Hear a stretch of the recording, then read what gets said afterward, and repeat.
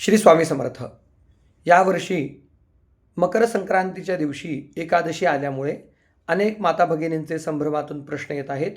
गुरुजी, यावर्षी संक्रांतीच्या दिवशी एकादशी आल्यामुळे देवांना नैवेद्य दाखवावा का? तसेच घरामध्ये सर्वांना उपवास असेल तर नक्की काय करावे? आणि उपवासाच्या दिवशी तीळ ग्रहण केलेले चालतात का?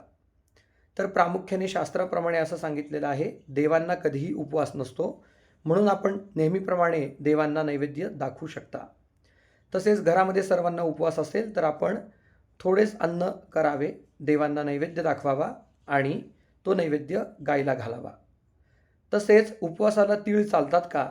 तर मुळातच संक्रांतीच्या दिवशी जी एकादशी आलेली आहे त्या एकादशीला षटतिला एकादशी असे म्हटले जाते, म्हणून या दिवशी तीळ ग्रहण करण्यास काहीही हरकत नाही.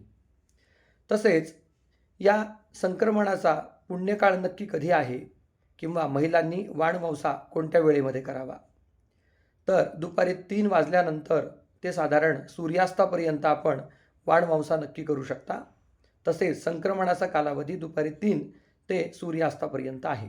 त्यामुळे मनामध्ये कोणत्याही प्रकारचा संभ्रम न ठेवता दरवर्षीप्रमाणे आपला हा आनंदाचा सण अगदी आनंदाने आणि उत्साहाने साजरा करावा. श्री स्वामी समर्थ.